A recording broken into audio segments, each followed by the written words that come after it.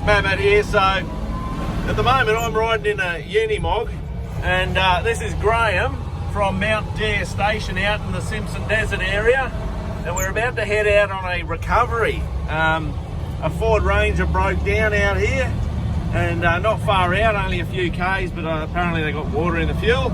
So I'm like, hey Graham, can I come for a ride? So of course you can. So here we go. So Graham, tell me, like you do all the recoveries out here in the Simpson Desert, what's been the most challenging recovery that you've had to do? Interesting. None of them are different. None of them are easy. Bearing in mind that most of the vehicles we pick up weigh between 2.5 and 3.5 tons or more. Yeah, right. Then we put them on our trailer, which is another 1.5 tons. So we're talking, 4 to 5 tons. And then we try to pull them up over the sand dunes. So none of them are easy, but so they're that's a standard one.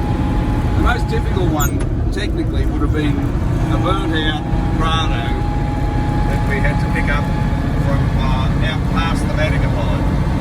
And that presents its own challenges because all the wheels have been burned off, they're alloy. Right, of course.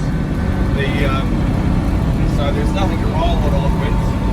We had to make up some skids and then skid it on, and that took a fair while getting it onto the trail. And then it was in Aboriginal country, so we had to pick up every piece of broken glass, every piece of wire. The only thing we could leave was the oil stain. Wow. So that was a 3-day recovery, that one. Yeah, wow.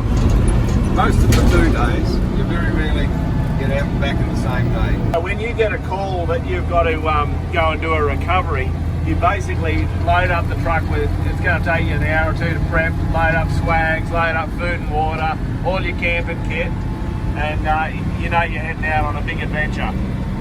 Generally, yeah, when we get a call, we'll say to people, camp up, we'll get you in the morning, because it does take a while.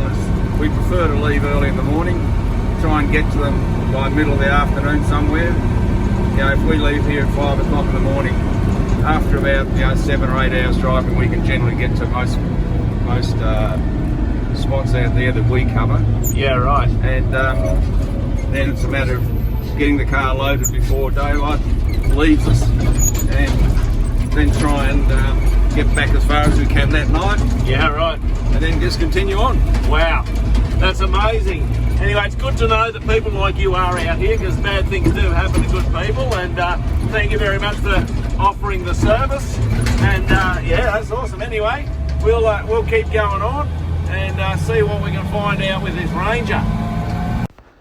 So as we're rolling up to where the Ranger's stopped, there's this heap of bull dust, and I thought it was pretty cool. So Graham very kindly dropped me off at the Ranger and then went back and came approaching the Ranger through the bull dust. And yeah, well, I thought that was pretty cool anyway. But I actually forgot to film any of the loading of the Ranger. Basically, I couldn't help but get involved and, load the Ford up on the trailer and tie it down and do all of that sort of stuff. So sorry we missed that. But anyway, we had a heap of fun doing it. And there's the Ranger on the trailer. And here's a little bit of the Ranger at speed in the bull dust. And yeah, that sort of pretty much ended our adventure. I reckon what Graham does out there is pretty cool.